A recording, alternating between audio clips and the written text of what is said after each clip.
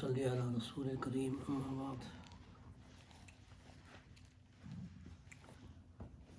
اللہ پاک کا انتہائی کرم ہے، فضل ہے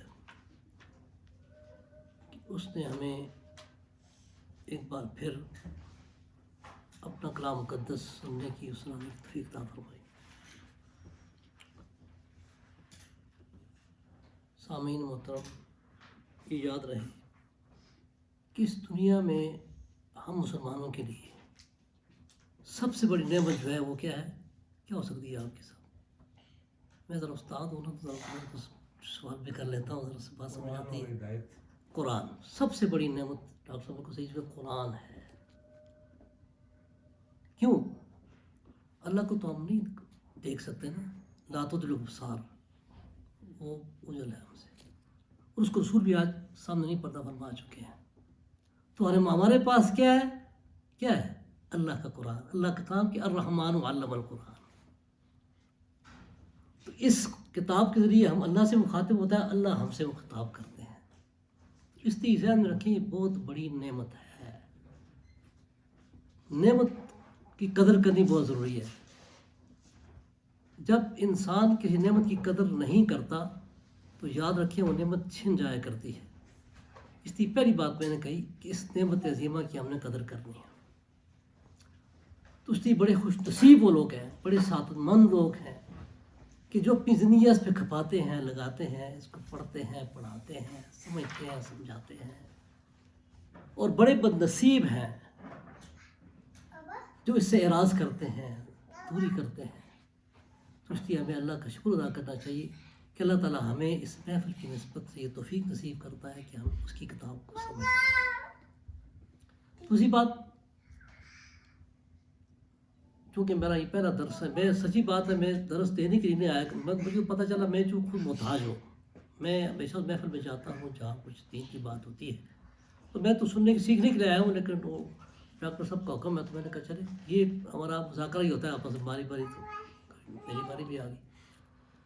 دوسری بات میں پہلی بات سمجھ گیا نا، قرآن سب سے بڑی نعمت ہے، اس نعمت کی قدر بہت ضروری ہے۔ اگلی بات، قرآن کے حقوق کیا ہے؟ قرآن کے ہر مسلمان پر کتنے حقوق اور کون کون سے ہیں؟ اور میں قرآن کی آیات، اللہ کا کرم ہے، یہ مودودی کو پتہ ہے کہ بچپن سے میں نے حفظ کیا۔ میں والد صاحب، سچی بات ہے اس وقت تو سمجھ نہیں تھی، بہت 9 سال کی عمر میں حفظ کیا اسی کے حال میں۔ میرے والد صاحب کی خواہش تھی کہ یہ سب سے پہلے قرآن حفظ کرے، تو میں نے اسکول سے پہلے چھوٹی عمر 9 سال میں حفظ کر لیا تھا۔ اس وقت کے ساتھ آگے چلتے چلتے جب تھوڑی سمجھ آئی، پھر سفر میں آیات کھولی، اور جب غور و فکر کیا تو یقین کریں سارے مسائل کا حل اس قرآن کے اندر ایسی رہنمائی کرتا ہے کہ آپ حیران ہو۔ وہ آیتیں خود بہت ذہن میں آتی رہی۔ تو اسی قرآن سے میں نے جو گو بتا رہا ہوں نا، میں انشاءاللہ کوشش کروں گا کہ ہر بات قرآن سے کروں، میں کوئی کچی بات نہیں کروں گا، ضعیف حدیث سے بیان نہیں کروں گا، کہانیاں بھی بیان نہیں کروں گا انشاءاللہ تعالی۔ تو قرآن سے 5 حقوق ثابت ہوتے ہیں۔ کتنے حقوق ہیں جی؟ 5۔ سب سے پہلا حق ہے قرآن کا، سب سے بنیادی اور بڑا، کہ قرآن پر یقین کامل رکھا جائے۔ ابھی قرآن کی آیت اس سے پہلے مومن کون ہے؟ والذی ما انزل الیک وما انزل من قبلک، آپ پر کتاب اتاری پر ایمان۔ ایمان کیسے ہے؟ سرسری ایمان نہیں، پسپسا ایمان نہیں، جس طرح بچوں کو وہ ایمان مفصل پڑھاتے ہیں، آمنت باللہ وملائکتہ، ایسا نہیں۔ ایمان ایسا ہو کہ ہدایت کی یہی کتاب ہے، جیسے قرآن خود کہتا ہے ان ھذا القرآن یہدی للتی ہی اقوم، یہ ہے ایمان۔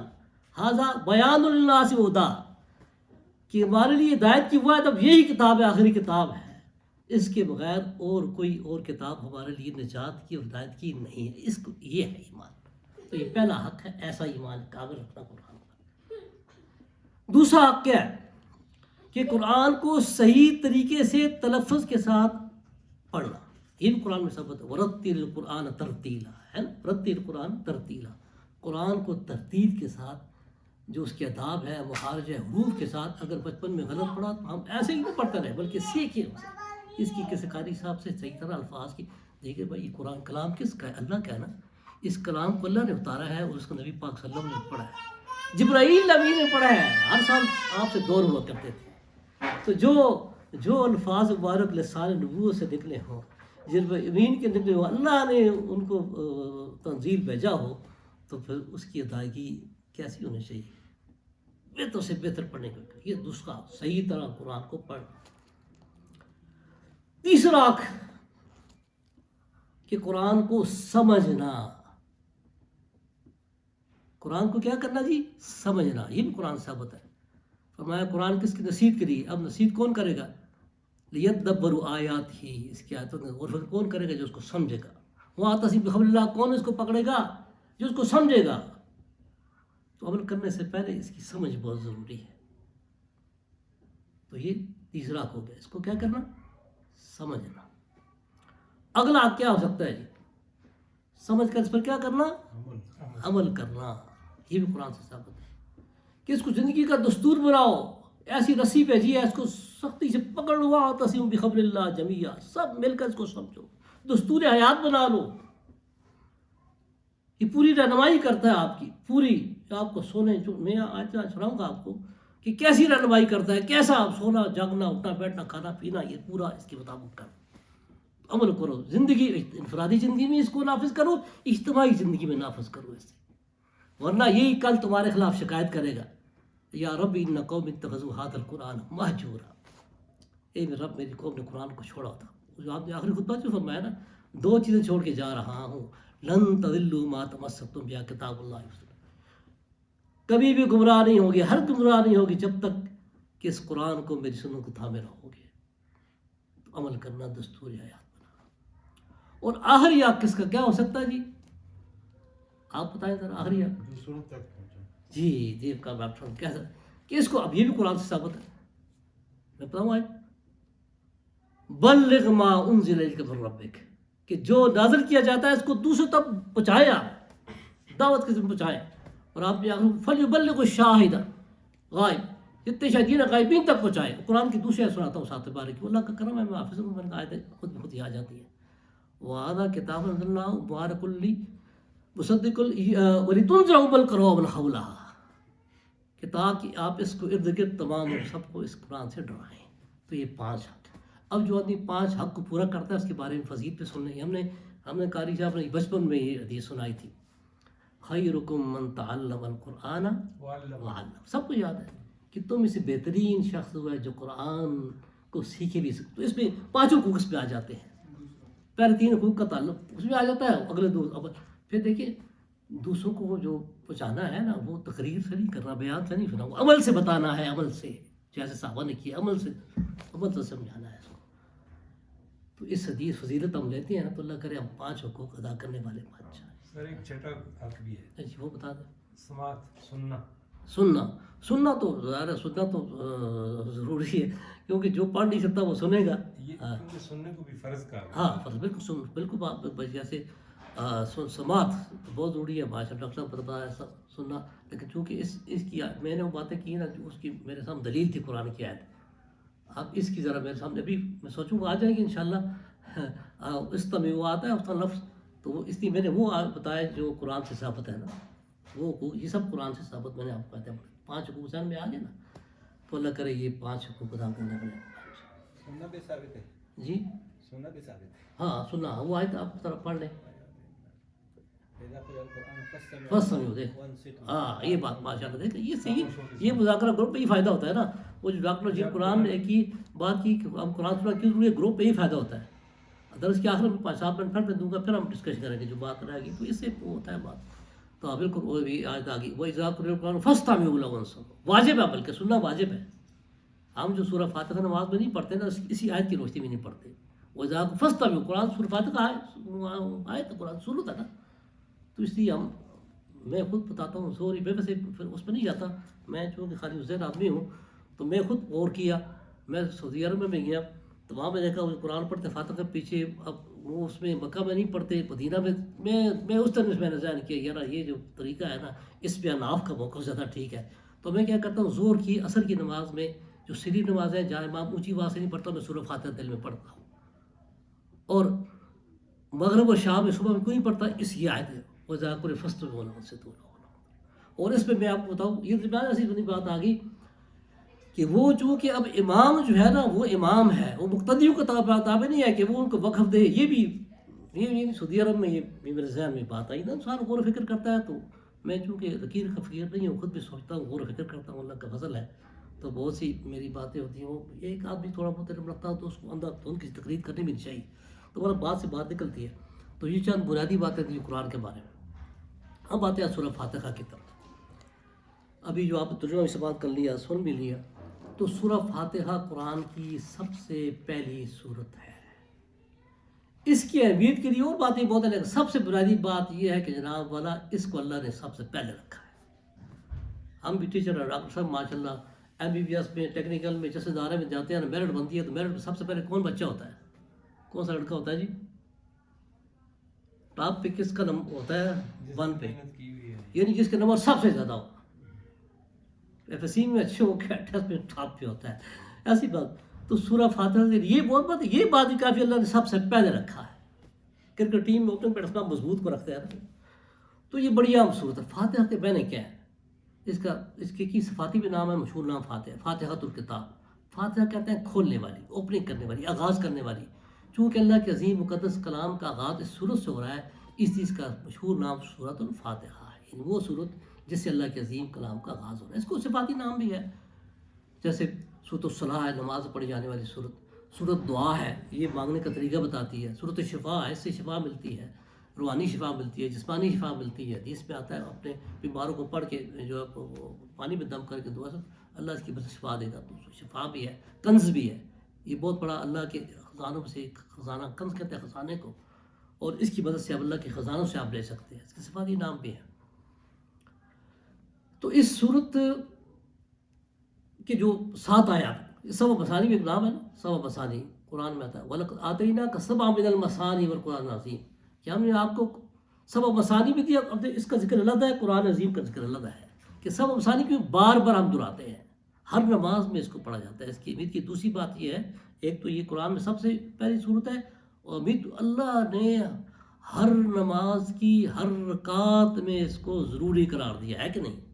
فرض پڑھتے ہیں، سنت پڑھتے ہیں، واجب پڑھتے ہیں، اور پڑھتے ہیں، ہر رکعت پڑھیں کہ نہیں پڑھیں؟ لا صلاۃ الا بفاتحۃ الکتاب، تو یہ پڑھنی ضروری ہے، اس کے بغیر نماز ہی نہیں ہوتی. اب میں کبھی غور کر رہا تھا، یہ اللہ نے کیوں رکھا نماز میں، کیوں سورہ احد بھی، کبھی کوئی سورہ اخلاص کا بھی حکم دیا جاتا، کسی اور سورت کا حکم دیا جاتا، اسی کا کہا گیا. ایسے غور کرتے کرتے میرے ذہن میں بہت سے نکات کھلے. جب وہ انسان غور کرتا ہے نا تو اللہ تعالیٰ وہ خود ہی بس وہ ذہن میں ڈالتا رہتا ہے بات. تو اس کی 7 آیات ہیں. مسلم شریف کی حدیث ہے، ماشاء اللہ ہمارے پاس عالم بیٹھے ہیں، اور سب کو پتہ ہے، اس کو اردو مفہوم سناتا ہوں کہ میں نے اپنے اور بندے کے درمیان اس کو نام چونکہ سورۃ صلاۃ ہے نا، وہاں حدیث صلاۃ کا جاتا ہے. اس صلاۃ کو سورۃ فاتحہ کو 3 حصوں میں تقسیم کیا ہے. پہلا حصہ میرے لیے ہے، درمیانی حصہ کامن ہے، مشترک ہے، کچھ حصہ میرے لیے، کچھ بندے کے لیے، اور آخری جو اس کا حصہ ادھر صلاۃ وہ بندے کے لیے ہے، بندہ جو مانگے اس کو عطا کرنا. تو اللہ نے اس کو تقسیم کیا. اس لیے رسول اللہ نے آگے اس کو فرمایا کہ جب بندہ پہلی آیت پڑھتا ہے الحمدللہ رب العالمین، اللہ کیا جواب دیتے ہیں؟ اللہ فرماتے ہیں میرے بندے نے کیا کی جی؟ میری حمد بیان کی، میری تعریف بیان کی. الرحمن الرحیم جواب آتا ہے میرے بندے نے میری صفات کا بیان کیا. مالک میری بندے نے میری بزرگی بیان کی. اور ایاک نعبد جب بندہ پڑھتا ہے اللہ فرماتا ہے یہ آیت میرے اور میرے بندے کے درمیان مشترک ہے. یہاں ڈاکٹر صاحب بڑی پیاری بات کی ہے، یہ ہینڈ شیک ہے. ایاک نعبد اس تقریر بندے کا اللہ کے ساتھ ہینڈ شیک ہو رہا ہے.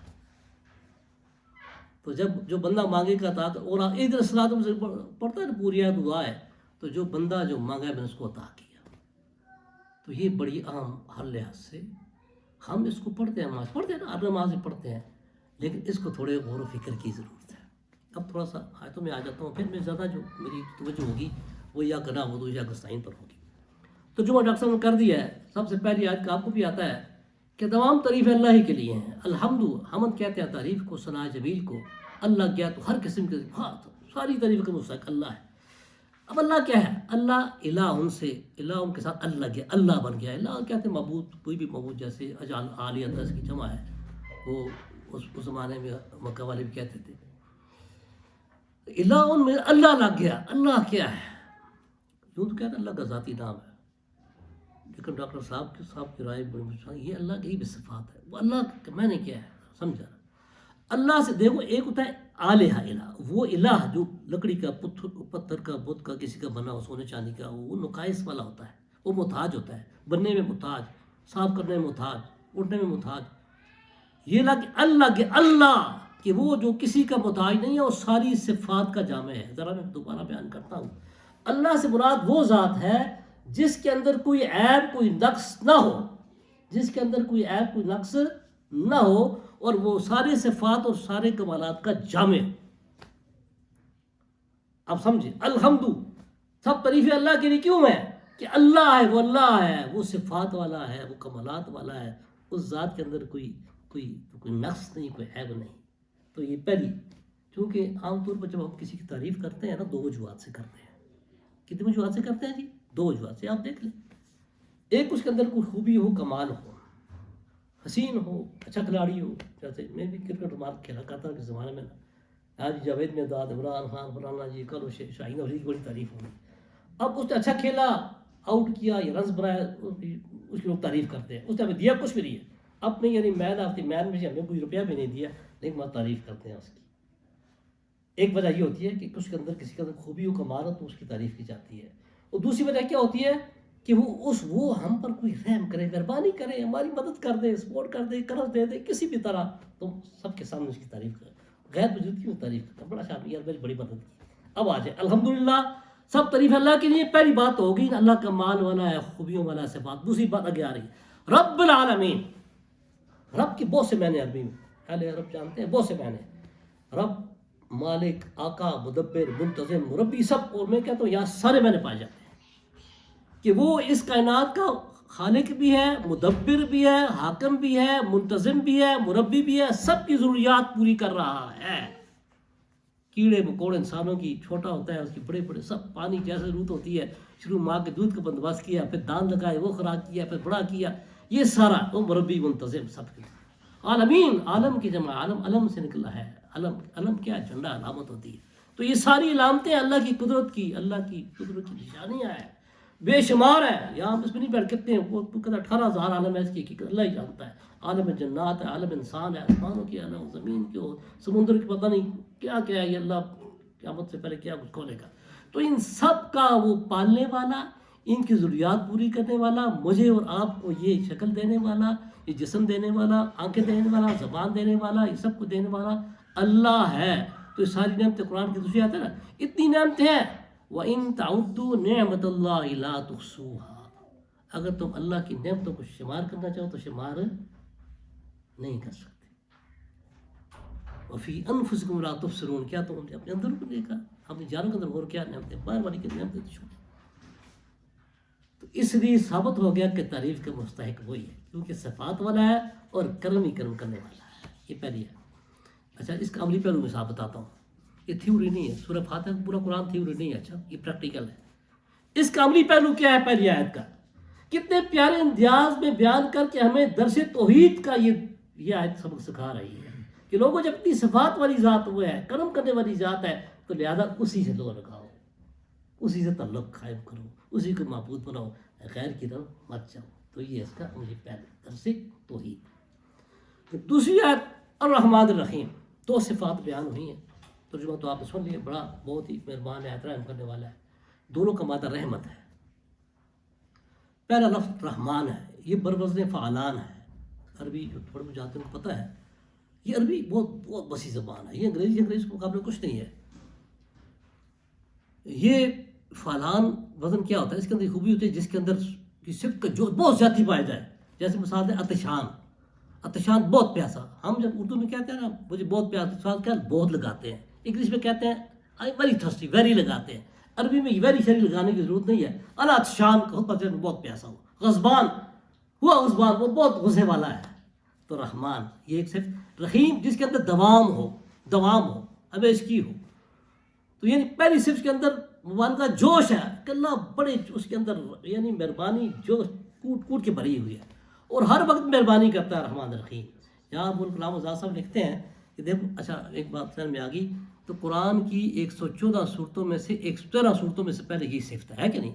ہر صورت سے پہلے بسم اللہ الرحمن الرحیم کی شروع اللہ کے نام سے بہت یہ کیا ہے؟ اللہ بتاتا ہے یوں تو میری صفات کافی ہیں، نافذ صفاتی نام ہے، لیکن یہ صرف سب پہ چھائی ہوئی ہے، یہ صرف رحمان رحیم تمام صفات پر غالب ہے۔ قرآن کی دوسری آیت سناتا ہوں، وَرَحْمَتِي وَسِعَتْ كُلَّ شَيْءٍ، وَرَحْمَتِي وَسِعَتْ كُلَّ شَيْءٍ، کہ میری رحمت نے ہر چیز کو گھیرے میں لے رکھا ہے۔ کتب ربک علی نفسہ الرحمہ، اللہ نے اپنے اوپر یعنی رحمت کو فرض کر دیا ہے، اور یہ صفت اور کس کی ہے؟ نبی صلی اللہ علیہ وسلم کی، وَمَا أَرْسَلْنَاكَ إِلَّا رَحْمَةً لِلْعَالَمِينَ۔ اب اس کا عملی پہلو یہ ہے، اس کا عملی پہلو سن لیں۔ ایک تو ہم اللہ سے وہ تعلق کریں رحمان رحیم کا، اللہ بڑا مہربان ہے، بڑا کریم ہے، اور دوسری بات یہ کہ ہم اللہ کے کیا ہے؟ خلیفہ ہیں، خلیفہ ہے نا، یہ کسی میں پھر آپ کو سمجھاؤں گا خلافت کیا ہوتی ہے، ہر انسان خلیفہ ہے، تو بحیثیت خلیفہ کے یہ صرف میرے اور آپ کے اندر بھی ہونی چاہیے۔ حدیث ہے نا، ارحم من فی الارض یرحمک من فی السماء، تم زمین والوں پر رحم کرو، آسمان والا تم پر رحم کرے گا، تو یہ سب ہمارے اندر بھی ہونی چاہیے۔ صرف سورہ فاتحہ کو ایسے پڑھنا نہیں، رٹا لگا کر آیت کا اس کا عمل بھی لینا ہے۔ اس سے آگے چلتے ہیں جی، مالک یوم الدین، وہ مالک ہے روز جزا کا۔ یوم کہتے ہیں دن کو، الدین کے بہت سے معنی ہیں، بدلہ بھی ہے، دین ضابطہ حیات بھی ہے، دستور قانون بھی ہے، یہاں دین کے معنی جزا، بدلہ، اس سے مراد آخرت کا دن ہے، the day of judgment, the lord of the day of judgment، انصاف کے دن کا مالک وہ ہے۔ کیا ذہن پہ آتا ہے یار پہلے وہ مالک نہیں ہے؟ پہلے بھی مالک ہے، لیکن دنیا میں انسان غلط فہمی مبتلا ہو جاتا ہے نا، کسی کو تھوڑی بہت بادشاہی ملتی ہے میں مالک ہوں، 10 مرلے زمین ہوگی میں مالک ہوں، 2 گاڑیاں آ گئی میں 2 گاڑیوں کا مالک ہوں، تو بیچارہ دھوکے مر جاتا ہے۔ فرمایا یہ جو ملکیت ایک تو اللہ نے دی ہے نا، اصل ایک دن آئے گا اس دن تمہارے پاس یہ سب ملکیتیں ختم ہو جائیں گی، ختم ہو جائیں گی۔ دھوکے میں لمن الملک اليوم، آج کون مالک ہے، کس کی بادشاہت ہے؟ للہ الواحد القہار۔ اس میں اس کا بھی ایک عمل پہلو اچھا، ایک عقل کا تقاضا بھی ہے، عقل کا تقاضا بھی ہے کہ ایک دن ایسا ہونا چاہیے جہاں انصاف، کیونکہ دنیا کی عدالتیں ہوتی ہیں نا، اس میں بڑے بدماش بچ جاتے ہیں۔ اب دیکھتے ہیں پاکستان میں تو ویسے بھی حالات بڑے خراب ہیں، پیسے والے، روپے والے، برادری والے، سیاست والے، تعلق والے بچ جاتے ہیں، قتل بھی کرتے ہیں، چوریاں بھی کرتے ہیں، ڈاکے بھی کرتے ہیں، کیونکہ ان کا تعلق ہے، بچ جاتے ہیں۔ تو کیا اللہ کی ایک صفت ہے عدل، اس کا عدل کا تقاضا نہیں ہے کوئی ایک ایسی عدالت بھی ہو جہاں یہ بدماش بچ نہ سکے، ان کو برادری پیسہ کام نہ آ سکے؟ اسی چونکہ اصول ہے کہ قرآن کی ایک آیت دوسری کی تشریح کرتی ہے، اور سورہ فاتحہ تو آگے قرآن اس کی تشریح ہے ساری۔ تو آگے سورہ بقرہ میں آتا ہے نا، وَاتَّقُوا يَوْمًا لَا تَجْزِي نَفْسٌ عَن نَفْسٍ شَيْئًا وَلَا يُقْبَلُ مِنْهَا شَفَاعَةٌ وَلَا يُحْسَنُ عَدْلٌ، ڈرو اس دن سے، اسی یوم سے ڈرو کہ جس دن کوئی کسی کو نفع نہیں دے سکے گا، نہ برادری کام آئے گی، نہ روپیہ پیسہ کام آئے گا، شفاعت کسی کی سفارش کام نہیں آئے گی۔ اور اسی مفہوم آگے دوسری آیت پہ آتی ہے، تو وہ دن ہے انصاف کے دن کا، تو اس دن کا مالک وہی ہے کہ پورا تصرف کوئی اس پر وہ نہیں کر سکے گا۔ وہ شفاعت کا ذکر کبھی عدل کرسی کو بیان کروں گا، اس میں پھر بتاؤں گا شفاعت کس کی ہوگی اور کیسے ہوگی۔ اب یہاں پہ ذہن میں آ جاتا ہے پچھلی ہر آیت کا دوسری کے ساتھ لنک ہے۔ اب آگے رحمان الرحیم مالک الدین آ گیا تو ذہن میں آتا ہے کہ ہم نے پڑھا جی بڑا رحمان الرحیم ہے، تو وہ تو بات وہ کہتے ہیں وہ بادشاہ ہو جی، نماز پڑھو جی، بادشاہ بڑا رحمان الرحیم، بہت چھوڑ سی، وہ بھائی وہ کرے گا، لیکن ساتھ مالک الدین بھی ہے، اس کی صفت عدل بھی ہے۔ تو اس لیے رحمان الرحیم کی اس کہیں جو ہے نا وہ دھوکے میں آ کر ساری عمر ظلم ہی نہ کرتے رہو، وہ انصاف کا دن بھی ہے۔ لہٰذا اس تصور میں پھر دیکھیں بہت سے لوگ نیکی کرتے ہیں، نماز پڑھتے ہیں، جہاد کرتے ہیں، قربانی کرتے ہیں، ان کو دنیا میں کوئی صلاح نہیں ملتا، نہیں ملتا نا، ملتا ہے۔ آپ نے نماز پڑھی، کسی نے آپ کو دی 2 روپے، فجر کی نماز پڑھنی مشکل ہے سردیوں میں، وضو کرنا ٹھنڈے پانی سے، وہ 5 روپے بھی نہیں تھا، اور ایک سویا مزے آرام سے جناب گرم بستر میں پرواہی اس کو نہیں کیا، دونوں برابر ہیں، ادھر تو وہ کہا میں مزے میں ہوں۔ تو اللہ نے اس کے لیے ان کی جزا بدلے کا دن ہے، اس کا پورا پورا بدلہ ملے گا اس کا۔ تو ظالموں کو اپنے ظلم، عقل کا تقاضا کہ ایسا دن ہونا چاہیے، ایسی عدالت ہونی چاہیے کہ ظالموں کو اپنے مظالم کی سزا ملے، مظلوم کے ساتھ انصاف کیا جائے، اور نیکوکاروں کو ان کا بدلہ ملے، تو اس کے لیے سارا نام ہوگا، پورا قرآن آگے۔ ایک بات اور ذہن میں آ گئی، میں کل دیکھ رہا معرف القرآن مفتی شفیع صاحب نے بڑی پیاری بات لکھی ہے کہ سورہ فاتحہ کیا ہے جی؟ سورہ فاتحہ قرآن کا راز ہے، سورہ فاتحہ قرآن کا راز ہے، خلاصہ ہے. میں آپ کو نہیں کہہ رہا سورہ، آپ ہمارے قرآن پر یہ سورہ فاتحہ میں دیکھ لیں، یہ راز ہے. اور سورہ فاتحہ کا راز کون ہے وہ آگے آ رہا ہے. اگلی جو آیت آپ کے سامنے آئے گی نا وہ سورہ فاتحہ کا راز ہے. وہ آیت کون سی ہے؟ ایاک نعبد و ایاک نستعین. یہ ہے سورہ فاتحہ کا راز. اور یہ بھائی میں آپ کو آج بس اللہ ذہن میں ڈالے، یعنی میں تو سوچتا رہا وہ کیا زبردست آیت ہے. اللہ تو نے کیوں ہر نماز کے اندر سورہ فاتحہ رکھی ہے؟ پورا قرآن اسی کے گرد گھومتا ہے. اب ذرا کیسے ذرا اس کو تھوڑا توجہ آپ کی چاہیے ہوگی. دیکھیں سادہ تجھے میں اللہ یا ڈاکٹر سرار صاحب کا میں مطالعہ کرتا رہتا ہوں، میرے اندر سب دیکھ بات آپ میرے یہاں نوجوانی بیٹھے ہیں. دیکھیے قرآن کو سمجھنے کے لیے پہلی بات ذہن میں ہم نے یہ رکھنی ہے کہ ہم خالی الذہن ہو کر قرآن، اگر ہم پہلے کوئی نظریہ قائم کریں گے نا تو پھر کبھی ہدایت نہیں مل سکتی محتاج بن کے.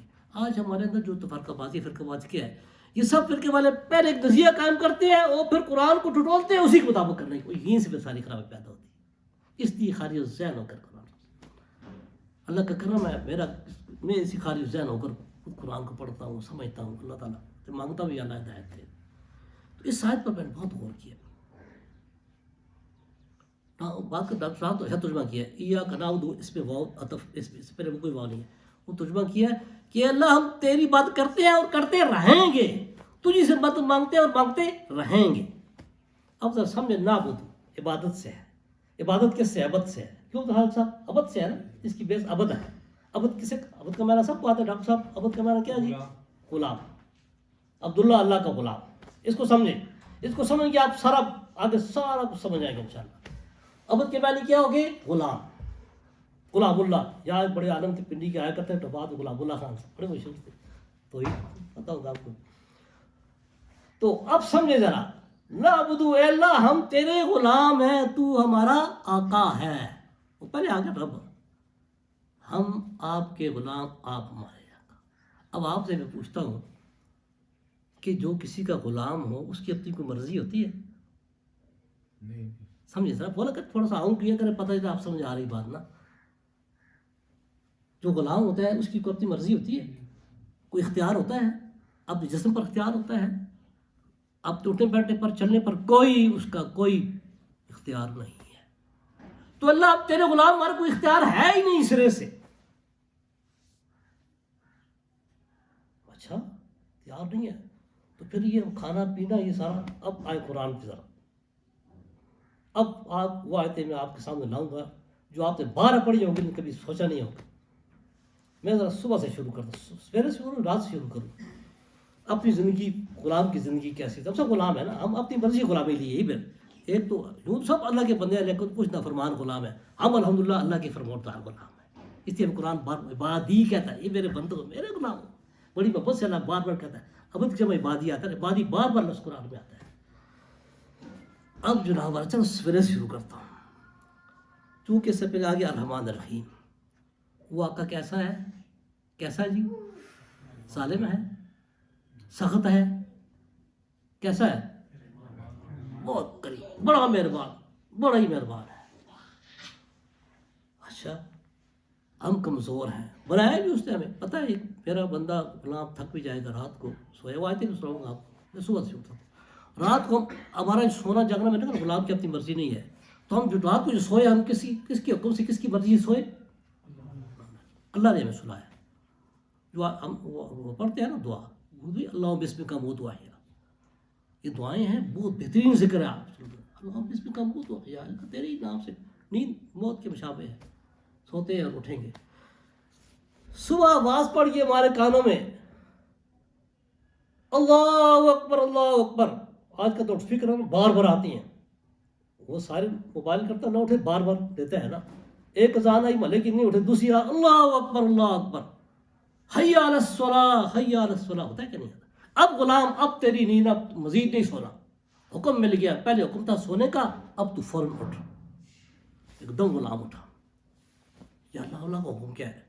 فوراً پاکیزگی حاصل کر، اپنے تنجے وغیرہ فارغ. اچھا یا اللہ اب تنجا کر لیا، اب کیا کروں؟ پھر آئے قرآن کی طرف. یہ ہے اتنا. اب بتاؤں کیسے رہنمائی کرتا ہے غلام. اذا کنتم الی الصلاۃ فاغسلوا وجوہکم وایدیکم الی المرافق وامسحوا برؤوسکم والکعبین. اے غلاموں ایسے نہیں کھڑا ہونا نماز کی طرف. تنجے سے فارغ ہو کر تم نے کیا کرنا ہے؟ ہاتھوں کو دھونا ہے, پورا وضو کرنا ہے. پھر چونکہ ایک آیت یہ بھی ہے نا کہ لقد کان فی رسول اللہ, ہمیں غلاموں کو بتانے کے لیے اپنے بہترین بندے جو ہے ان کو ماڈل بنا کر بھیجا ہے کہ جیسے جیسے انہوں نے کیا ایسے تم نے کرنا ہے. ٹھیک ہے, وضو شروع ہوتا ہے اس سے, یعنی قرآن کے اندر جو وضو کی 4 فرائض ہیں فغسلوا وجوہکم. لیکن اس سے پہلے آپ صلی اللہ علیہ وسلم نے یہ بھی ایک بات بتاتا ہوں, بات سے بات نکلتی ہے, ہو سکتا ہے ٹائم تھوڑا سا اوپر بھی لگ جائے, مائنڈ نہ کریں. سر لیٹ شروع کیا نا, تو وہ جناب والا کہتے ہیں نا, کسی آدمی کا جی وضو کی 4 فرائض ہیں تو یہ ہاتھ دھونا اور مسواک کرنا اور یہ چیزیں کدھر سے آ گئی, ناک میں پانی ڈالنا. تو بھائی دیکھیں پانی کی بھی پاک ہونے کی شرائط ہے نہیں؟ پانی کی پاک ہونے کی کتنی شرائط ہے جی؟ صاحب آپ ضرور بتا دیں پانی کیسے پاک ہوگا, کون سا پانی پاک ہوتا ہے جیسے ہم وضو کریں؟ اس میں بدبو نہ ہو, اس کا ذائقہ نہ بدلا ہو, اور ہاں بات سمجھ آ گئی؟ سمجھ آئی کہ نہیں آئی؟ پانی کا رنگ بھی ٹھیک ہو, اس کا ذائقہ بھی ٹھیک ہو, بو بھی نہ ہو. اب جب ہم کریں گے نا, ہاتھوں میں ڈالیں گے تو نظر آئے گا نا رنگ کیسا ہے جی. آپ ہاتھ ہوتے ہیں, ہاتھ پہ ڈالتے ہیں پانی نا, رنگ کیسا ہے؟ ٹھیک ہے ٹھیک ہے جی, پہلی شرط ہوگی. منہ میں ڈالتے ہیں, کلی کرتے ہیں, قرآن میں کلی کا ذکر نہیں ہے, رسول اللہ نے بتایا. منہ میں ڈالا کیا پتہ چلا؟ ذائقہ بھی ٹھیک ہے. تیسری شرط کیا بتائی؟ سونگا. اس کے بعد ہم نے کیا کریں گے؟ ناک میں ڈالیں گے تو کیا پتہ چلے گا؟ ہاں جی, بو بھی نہیں ہے, سمیل بھی نہیں آ رہی. ٹھیک ہے, اب فرض شروع ہوگا. فرض شروع ہو چکا.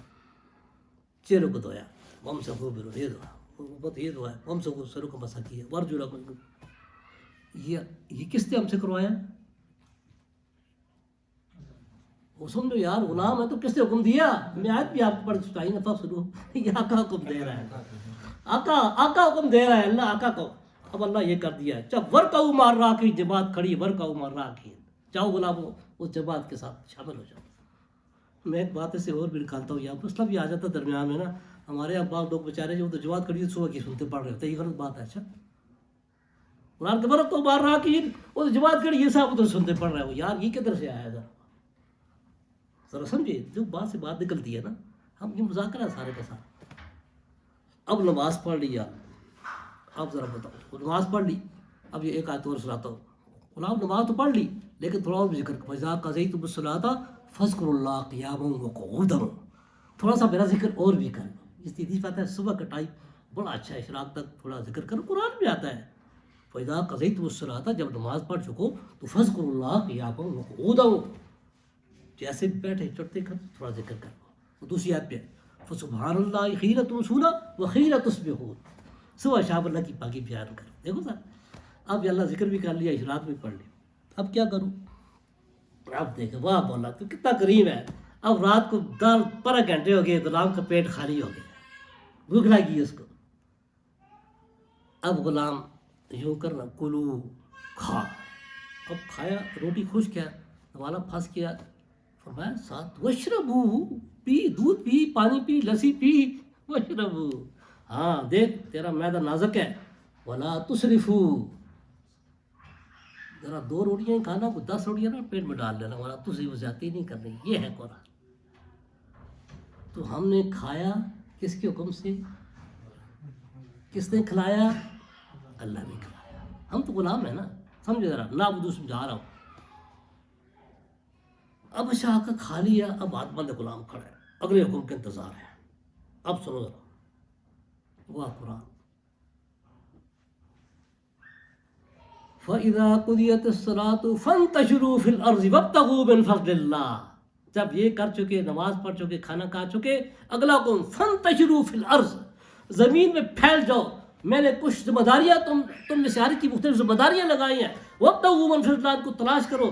کوئی ہل چلائے, کھیتوں میں چلا جائے, کوئی دکان کھولے, کوئی دفتر پہ جائے, کوئی پڑھنے پڑھانے میں لگ جائے, کوئی اپنی اس عدالت کی اس کرسی بیٹھ جائے, اور کوئی صدر بن جائے, بادشاہ بن جائے. یہ ہے وَابْتَغُوا مِنْ فَضْلِ اللَّهِ. اور یہاں بھی ساتھ لگا ہے وَاذْكُرُوا اللَّهَ كَثِيرًا, اس میں مجھے بھولنا نہیں ہے. اس دوران بھی غافل نہیں ہونا کہ نحن وَقَعُوا بِالْخَلِ الْوَرِيدِ, میں تمہاری شہرک سے بھی قریب ہوں، وہ معاکم اینما کنتم، تم جہاں کہیں بھی ہو وہ تمہارے ساتھ ہے، آقا تو ساتھ۔ اب ذرا بتائیں نا، اب اور بھی آتے سناتا ہوں، ہم حاکم چنتے ہیں کس کو؟ دیکھو یہ اللہ نے جس غلاموں کے لیے ایک ڈسپلن کی لائف بنائی ہے، وہاں ایک امیر ہو تمہارا، اس کی بات مانو، یہ بھی آتے سناتا ہوں۔ اب امیر کو ہم ووٹوں سے منتخب فرمایا، ووٹ کی امانت ہے، ان اللہ یامر تؤدوا الامانات الی اہلہا، یہ ذمہ داری ہے اس کو دو جو اس کا اہل ہے، نہ اہل کو دو گے تو پھر کبھی تمہارا نظام چل نہیں سکے گا، سمجھے نا اس کو۔ اب ووٹ دے گی بھائی شورا بن گئی، اب اس میں سے امیر کس کو بناؤ؟ اس کو اہل بناؤ، یہاں بھی ہے اہل وہ جو اس کی اہلیت رکھتا ہو کہ اس موجودہ زمانے میں اس نظام کو چلا سکتا ہو۔ بڑا پیچیدہ زمانہ ہے نا، پوری دنیا گلوبل ولیج ہے، اس کو سب سمجھتا ہو، تمہارے کو گناہ کر سکتا ہو، اس کو حکم دیا امیر کو ان اللہ یامر بالعدل والاحسان، کہ عدل احسان کا ہے تو حکومت کرنا۔ جو وزیر خزانہ بنا، جو وزیر تعلیم بنا، اور آیت آتا ہے نا اجعلنی، اچھا ایک بات اور کروں درمیان میں، جو آدمی سمجھتا ہے نا یہ جو غلام، یہاں میں غلام کا لفظ، چونکہ بندہ غلام ہی، سارے غلام ہیں، جو سمجھتا ہے کہ میری اہلیت اس کی زیادہ ہے، تعلیم کو میں جانتا ہوں، تو اپنے آپ کو آخر بھی کر سکتا ہے۔ جیسے یوسف السلام کا ذکر آتا ہے نا، انہوں نے پیش کیا اجعلنی علی خزائن الارض، مجھے وزیر خزانہ بنا دے، انی حفیظ علیم، اس وقت اپنے آپ کو پیش کرنے میں کوئی حرج نہیں ہے، تاکہ نظام صحیح چلے۔ یہ انفرادی میں کہہ رہا ہوں، انفرادی نعبدو ہے نا، اب سب ہے، لفظ جمع کا سیکھا ہے، عابدو نہیں ہے، نعبدو اللہ، اب سب تیرے غلام ہے، سب تیری غلامی کرتا ہے، تو سب اسی آیت کے اندر ہی پہ سارے کا سارا۔ یہ ڈسپلن اجتماعی نظام۔ پھر امیر بن گیا، دوسروں کو حکم کیا ہے؟ جات اطاعت کر اللہ کی، اطیعوا اللہ واطیعوا واولی الامر منکم، اپنے امیروں کی اطاعت کرو، اطاعت نہیں کرو گے تو پھر نظام پھر نہیں چلے گا، کہیں اختلاف ہو جائے تو فردوا الی اللہ کی کتاب کے اور حدیث پہ ہو، بستہ سارا حال ہے، کوئی پریشانی کی ٹینشن ہے ہی نہیں، میں تمہارے ساتھ ہوں نا، یا نستعین ساتھ لگا ہے نا، جہاں کہیں پھنس جاؤ میری طرف متوجہ ہو، نستعین میں تمہارے ساتھ ہوں، مجھ سے مدد مانگو۔ ڈاکٹر ہو، ڈاکٹر پیچیدہ، میں خود بھی بات لمبی ہو جائے گی ایسی، تو وہ 3-4 میں بڑا سخت، کوئی ڈاکٹر نہیں سمجھ سکا۔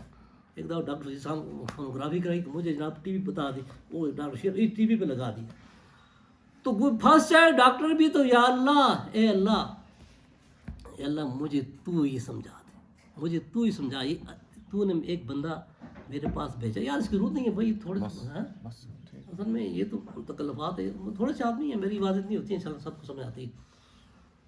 تو دیکھیں ان غلاموں میں کسی کی ڈیوٹی ڈاکٹر کی بھی ہوگی نا، کوئی استاد ہوگا، کوئی ڈرائیور ہوگا، یہ سب ذمہ داریاں اللہ نے لگائی ہوئی ہیں۔ اب ڈاکٹر ہے، اس کی ذمہ داری بہت بڑا پیش ہے، بڑا مبارک پیش ہے۔ استاد اور ڈاکٹر کی یوں بخشش ہوتی ہے، میں گارنٹی سے کہتا ہوں، اگر وہ صحیح استاد ہو، صحیح ڈاکٹر ہو نا، یقین کرو اس کی بخشش، اگر اس کی نگاہ مریض کی جیب پہ نہیں ہے، وہ چھوڑ کر اللہ نے ایک بندے کو میرے پاس بھیجا ہے، شافی تو اللہ ہے، شفا دینے والا وہ ہے، اور اس سے پہلے اللہ سے، یا اللہ یہ مریض آیا ہے، اللہ لمبے ٹیسٹوں سے جاؤں گا، 10 ٹیسٹ کیسے لگایا ہے، یا اللہ تو اس کا مرض میرے سمجھ میں دے دے، یا اللہ میرے سمجھ میں دے دے، یا اللہ اس کی بیماری ہاتھ رکھوں، یا اللہ سمجھ دے دے، اس غریب کو جو ہے ہزاروں ٹیسٹوں پہ نہ لگاؤں۔ یہ ہے ایاک نستعین۔ کوئی غلام جہاں سے پھنستا جائے نا، نستعین اس سے مانگتا رہے، وہ ساتھ ہے۔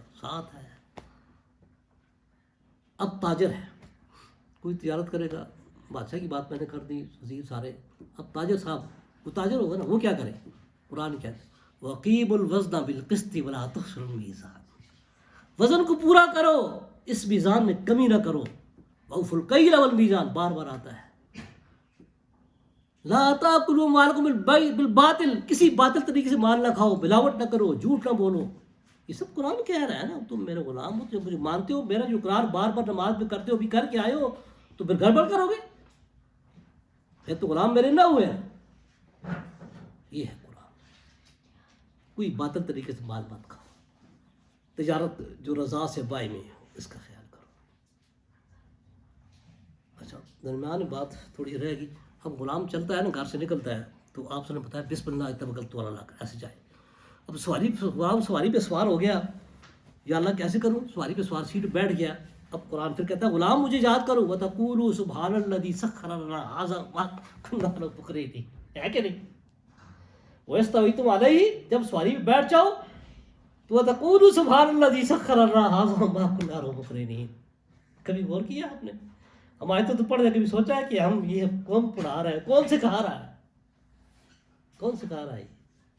یہ آقا.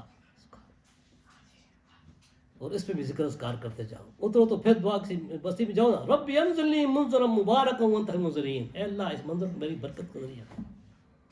تو یہ سارے طریقے بتائے گئے ہیں. تو تاجر بھی صحیح کرے گا، اب بتائے نا، بادشاہ بھی صحیح کرے گا. اب کام کر رہے ہیں. 12 بج گیا جی. اب آقا حکم کیا ہے؟ حکم آ گیا، اللہ اکبر اللہ اکبر. ہو گیا نا، اذان ہوگی نا، حی علی الصلاۃ حی علی الفلاح. اب تمہاری کامیابی اس میں نہیں ہے. فوراً دکان کو کھلا چھوڑو، بند کرو، سیدھے آؤ. تو گویا جو اس وقت نہیں آتے تو پھر وہ غلامی میں نافرمانی کر رہے ہیں. اس لیے آتا ہے نا کہ نماز مومن اور کافر کے درمیان سب سے بڑا فرق ہے کہ نہیں ہے فرق؟ کہ کافر لگا رہے گا، مومن سیدھا جائے گا. حی علی الصلاۃ کو حکم ہے، میں تو غلام ہوں، میری مرضی نہیں ہے. اب ذرا دیکھیں، ایک بات سے بات نکلتی ہے. یہ اب کہتے ہیں عبادت. آج صبح بھی کسی نے پوسٹ لگائی ہوئی تھی کہ آج مسلمانوں میں زوال کی وجہ عبادات میں کمی نہیں ہے، یہ معاملات کا فرق ہے. اکثر یہ آپ پوسٹ آتی رہتی ہے، آپ نے دیکھا ہوگا کہ عبادت بہت کرتے ہیں معاملات. اور بھائی معاملات ہمارا سب کچھ عبادت ہے، ہم تو آئی غلام ہیں، ہے کہ نہیں ہے نا؟ اب ذرا ایک دوسری آیت میں تھوڑا سا اور سمجھا کے پھر آگے چلتا ہوں. آپ سب کو یہ آیت یاد ہے، وما خلقت الجن والانس الا لیعبدون، کہ ہم نے انسان اور جنوں کو کس کے لیے پیدا کیا ہے؟ کس کے لیے پیدا کیا جی؟ عبادت کے لیے. اب مجھے بتائیں آپ، عبادت کیا ہے؟ نماز ہے یا روزہ ہے، زکوٰۃ حج ہے. نماز پہ آپ پانچ نمازوں کو ٹائم لگا تو زیادہ سے زیادہ 1 گھنٹہ لگتا ہے. بات ہمارے دوست بہت تیز پڑھتے ہیں، لیکن چلو میکسیمم آرام سے پڑھے 1 گھنٹہ لگتا ہے. 24 گھنٹے میں کتنا ٹائم ہم نے لگایا اس عبادت میں؟ نماز میں کتنا؟ 1 گھنٹہ لگایا. 23 گھنٹے اپنی مرضی ہے ہماری. نہ بتائیں 23 گھنٹے اپنی مرضی سے کام کریں گے، مرضی کھائیں گے پھریں گے، جو مرضی کریں، حق کا استعمال کریں، غلط جو بھی کریں، جیسے یہ مرضی سے کریں گے. سوچنے کی بات ہے نا. پھر آپ کو ایک حدیث سناتا ہوں، حدیث جبرائیل. مولانا صاحب کو پتہ ہے یہ مسلم شریف کی پہلی حدیث ہے. اس حدیث جبرائیل بہت لمبی حدیث ہے. ایک دو جبرائیل ہم ایک اجنبی مسافر کی شکل میں سفید کپڑے پہنے ہوئے آئے، بڑا کوئی گرد و غبار نہیں. صحابہ بڑے حیران ہوئے کہ آدمی اجنبی ہے، کوئی گرد و غبار بھی نہیں ہے، اور آ کر بیٹھ کے ایسے بڑے طریقے سے. وہ چند سوال کیے. پہلا سوال کیا، مل ایمان، ایمان کیا؟ آپ نے جواب دیا. انہوں نے کہا صدقتا، سچ فرمایا. دوسرا سوال کیا، مل احسان، اسلام، اس کا جواب دیا. تیسرا سوال کیا، مل احسان، احسان کیا ہے؟ اس کو سمجھنا. احسان کیا ہے؟ جواب کیا ہے؟ سوال کون کرتا ہے؟ جبرائیل صاحب. جواب کون دیتا ہے؟ رسول اللہ صلی اللہ علیہ وسلم. جواب دیا، ان تعبد اللہ کأنک تراہ فإن لم تکن تراہ فإنہ یراک. عبادت ایسے کر جس طرح اللہ کو اپنی آنکھوں سے دیکھ رہا ہے. اگر تیرا اتنا یقین نہیں تو یہ خیال کر اللہ تجھے دیکھ رہا ہے. اب سمجھے ذرا، ہم دکان پہ بیٹھے ہیں. اب وہ عبادت میں نے کہا گھنٹے والی بات نہیں ہے. ہم دکان پہ بیٹھے ہیں، ہم کیا تصور ہو، اللہ مجھے دیکھتا ہے، میں اللہ کو دیکھ رہا ہوں. پھر کوئی بلاوٹ کرے گا، کوئی جھوٹ بولے گا، سوچے تصور کرے اس بات کا. کوئی ظلم کرے گا کسی پر. ہم تو نہ اردو ایسی یا نہ اردو فتح 4 کا پارٹی 20 کا پارٹی. اللہ کے بدل سوچو ذرا، ہم کیا اقرار کرتے ہیں. 24 گھنٹے کی زندگی کا نام عبادت ہے. اس پہ پورا نظام آتا ہے اس پہ. تو اس نے کہا نا یہ راز سورہ فاتحہ کا راز ہے، یہ بڑے پردے یہ کھول رہی ہے. تو یہ بات اچھا وہ پہ نا کہا زور کی نماز آ گئی. پھر دور آتے ہیں، حی علی الصلاۃ چڑھا گیا، نماز زور پڑھ لی. اب غلام کیا کروں، اللہ کتنا مہربان ہے اللہ. یہ آج صبح میرے ذہن میں آئی نا 18 پار جب سال سوچتا ہے وہ حافظ اللہ کا کرم سوچتے سوچتے آج آ جاتی ہے نا. زور کا بھی اب پتہ نا قرآن میں ذکر ہے، وَحِينَ تَضَعُونَ ثِيَابَكُم مِّنَ الظَّهِيرَةِ. جب تمہارے 3 وقت ایسے ہیں جو پرائیویسی کی ہے، جس میں تمہارے غلام وغیرہ تمہارے چھوٹے بچے تمہارے کمرے میں نہ آئے، روم میں نہ آئے. فرمایا تم زور کے بعد تھوڑا کیلولا کرتے ہو. فرمایا کیلولا سنت ہے. تو جب تم بڑے کپڑے اتارتے ہو، ظاہر اب سویٹر پہنی ہے، وہ آدمی جب سوتا ہے تو اوپر کپڑے اتارتا ہے نا، ریلیکس ہوتا ہے ذرا. تو وَحِينَ تَضَعُونَ ثِيَابَكُم مِّنَ الظَّهِيرَةِ. یہ اس وقت تھوڑا کیلولا کرو کپڑے، تو آرام سے پرائیویسی ہے تمہاری، میرا غلام آرام سے لیٹ جا تھوڑا. اب غلام سو گیا. بعض بات نیند نبی ہوتی ہے. آگے سناتا ہوں ذرا. یہ اللہ کا میں حیران ہوتا ہوں، قرآن کیا کیسا کلام ہے.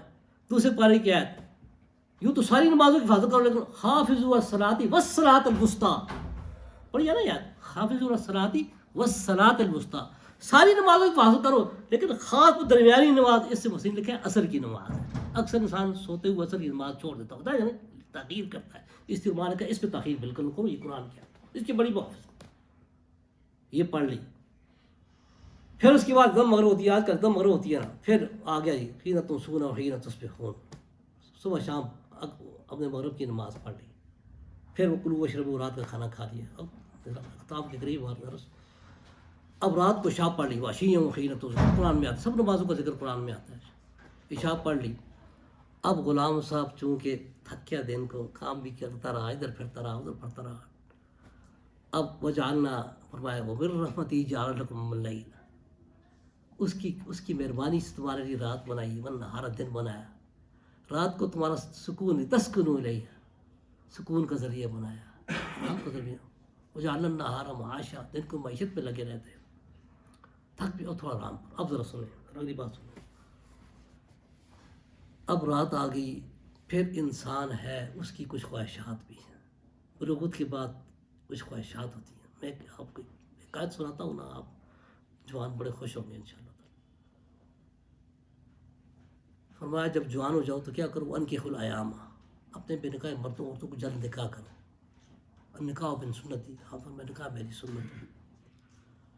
اب انسان کی خوراک کے ساتھ ساتھ ایک خوراک، ایک اس کی ضرورت ہے جنسی خواہش بھی ہے کہ نہیں، ہوتی ہے نہیں، اللہ نے رکھی ہے ہر جاندار کے اندر، اس کی نسل بڑے، اس کی فائدہ ہے، بڑی حکمتیں ہیں۔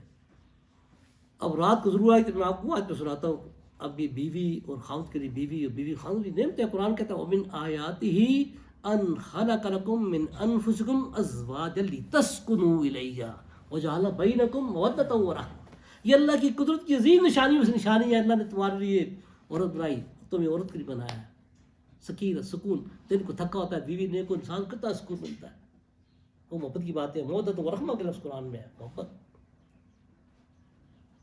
اب فرمایا نساؤکم حرث لکم فاتوا حرثکم، تمہاری عورتیں تمہاری کھیتی ہیں، آؤ ان کے پاس اپنی ضرورت پوری کرو۔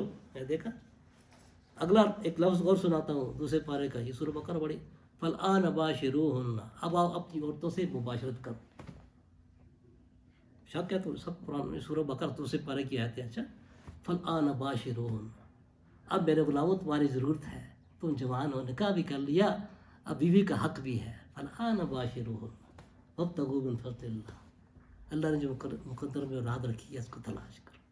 اس لیے صحابہ نے پوچھا نا آدم میں کہ بھائی یہ جو اپنی ضرورت پوری کرتا ہے صدقہ ہے، نیکی ہے، ثواب ہے، بھائی آپ یہ تو خواہش ہے، فرمایا یہ نہیں بول گیا اگر یہ خواہش حرام میں پوری کرتا گناہ نہ ہوتا اسے، تو جب حرام میں گناہ ہے تو پھر نیکی میں سے ثواب بھی ہے۔ تو بھائی غلام اپنی مرضی بیوی کے پاس بھی نہیں آیا، یہ حکم ہے آن باشرون۔ اب دیکھیں وہ غلام تھے نا، صحابہ کرام اصل غلام تو وہ تھے نا، کامیاب غلام، وہ کرتے کرتے پھر عورتوں کو بیماری ہوتی ہے مہینے میں 2-3 دفعہ، 2-3 دن کی بیماری ہوتی ہے جسے حیض کہتے ہیں، مینسس کہتے ہیں، تو وہ آئے یار خواہش تو پوری کرتے ہیں، یا اللہ بیماری کیا کریں، سوال کر دیا یسألونک عن المحیض، یسألونک عن المحیض کہ حیض کے بارے میں کیا ہے، حکم آ گیا آقا کا، قل هو اذن، یہ تکلیف فاعتزلوا النساء فی المحیض ولا تقربوهن حتی یطہرن، آقا حکم دیتا ہے اس حالت میں تم نے قربت نہیں کرنی، جب پاک ہو جائے تو پھر آ جائے۔ دیکھا بھائی میں نے آپ کو صبح سے شام تک جتنے بھی بتایا، یہ سارا کام سارے ہم کرتے ہیں کہ نہیں کرتے؟ کرتے ہیں نا، سارے کام ہم کرتے ہیں، کھاتے بھی ہیں، پیتے ہیں، نماز بھی پڑھتے ہیں، تجارت بھی سب کرتے ہیں، لیکن آج تک ہم نے کبھی اس تصور سے نہیں کیا کہ ہم یہ اپنی مرضی سے نہیں کر رہے، یہ کون کرا رہا ہے؟ تو جب بھی یہ کام کریں یہ آج سامنے رکھیں، یہ سب نماز میں نہ پڑھیں، وہ کام سے پہلے میں جب سے کیا نا الحمدللہ ذہن میں آ جاتا ہے، خود بہت ذہن میں آ جاتی ہے، وہ توجہ زیادہ ہو جاتی ہے، پھر سکون ہی ملتا ہے، یا اللہ کام تو کرتا ہوں، یا اللہ اپنی مرضی نہیں کر رہا، یا کرنا وہ تیرے غلام ہے، ایسے کر۔ تو ہمارا یہ بڑی عام ہے، راز کچھ راز اس کے پردے کھولے رات کو، اس آیت کو سامنے رکھیں، قدم قدم اللہ کی نصرت مانگے، وہ استعانت کرے گا انشاءاللہ تعالیٰ۔ آگے اہدنا الصراط، آگے دعا ہدایت ہے، کس کی دعا سکھائی بھی دعا کس کی، صراط المستقیم، کہ اللہ سیدھے راستے پر چل، میں نہ غلام ہوں کہیں ٹھوکر نہ کھا جاؤں، بہت سے مذاہب ہیں، فرقے ہیں، یا اللہ سیدھے اپنے دین کی طرف مجھے جہاں ہدایت یوں تو دنیا کی ہدایت بھی بہت ضروری ہے. انسان ذرا راستہ گم جائے تو ٹھوکر ہی کھاتا رہتا ہے. میں کالج کے معنی میں لاہور چل جاتا تھا, ایسے ہی پھرتا تھا ٹھوکر کھا کر. وہ بھی ایسی تھا. دنیا کی ہدایت بھی ضروری ہے اور دین کی ہدایت تو ہے ہی بہت ضروری ہے.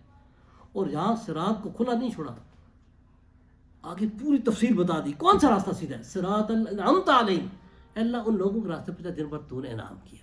اب ہمیں کیا پتا ہے, انعام تو ہم کہیں گے جس کی بڑی کوٹھی بڑی کار, یہ نہ فرمایا انعم اللہ علیہم النبیین والصدیقین والشہداء والصالحین, کہ انبیاء کا راستہ ان پر سب سے بڑا انعام کس پر ہوا؟ نبوت سب سے بڑا انعام ہے. صدیقین سے صدیق جو نبی کی بات آنکھ بند کر کے مانتا ہے, تصدیق کرتا ہے. والشہداء جو اپنی جان مال قربان کر کے گواہی دیتا ہے کہ یہ سچا رہتا ہے. اور صالحہ اس پہ تمام اولیاء اللہ ہیں, ساری عمر نے کام کرنے والے. تو یہ ان لوگوں کا راستہ. اور آگے منفی طریقے سے سمجھایا ہے غیر المغضوب علیہم ولا الضالین, اللہ ان لوگوں کے راستے پہ جن پر تیرا غضب ہوا, یہ وہ گمراہ ہوں گے. اس سے مراد عام طور پر کہتا ہے جو اللہ نے بڑی نعمتیں کی, انبیاء بھیجے, نہ قدری کی, تو فباؤ بغضب من اللہ, اللہ نے ان پر غضب کیا. اور عیسائیوں نے وہ اس کا ایک افراد کا شکار ہوا, تفرید کا شکار ہوا, غلف کر لیا, اور اللہ کے نبی کو بھی اللہ کے بیٹا قرار دیا.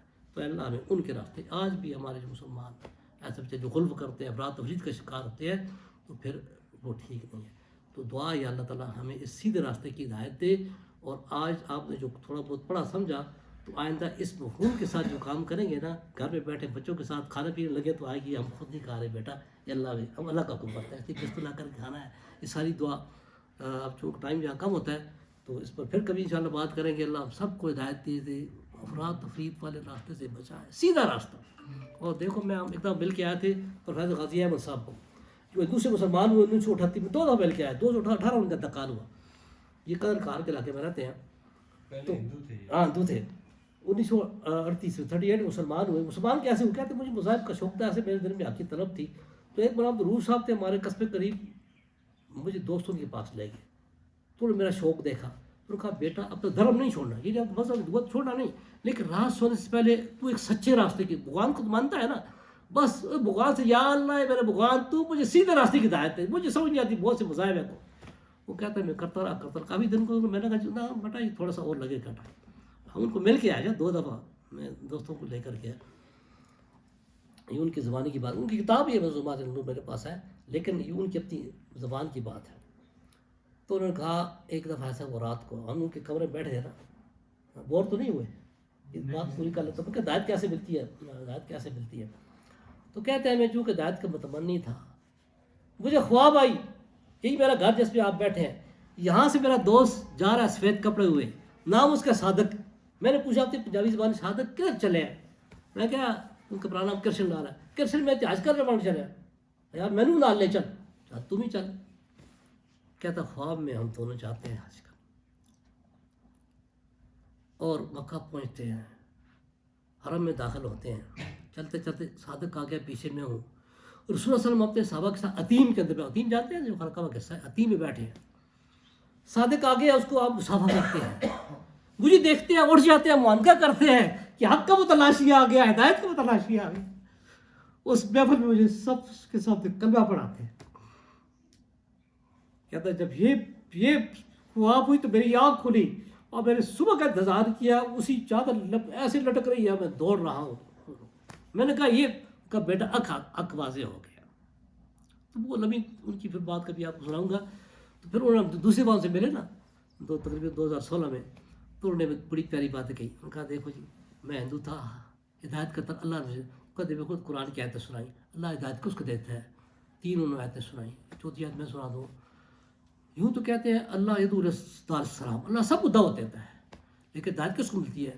وَيَهْدِي مَن يُرِيدُ وَيَهْدِي مَن يُرِيدُ, جو کیا کرتا ہے, ارادہ کرتا ہے, چاہتا ہے. دنیا کی کوئی چیز چاہت کے بغیر ملتی ہے؟